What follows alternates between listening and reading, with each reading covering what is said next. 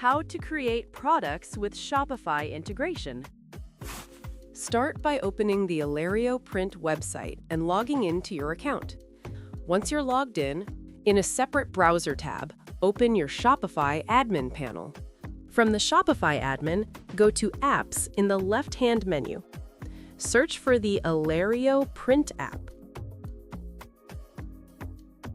Then click Install to add it to your store.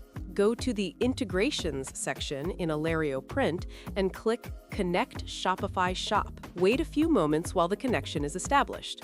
After the connection is complete, you can begin creating your shop listings.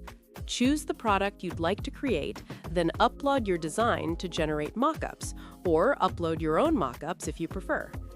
If you're using the Alerio Print mockup generator, this process may take up to 1 minute. When the mockups are ready, link the print file to the primary product image. Next, select the product models you want to include in your listing. Add keywords if needed, or simply leave this field empty. Adjust the product price if necessary, then publish the product.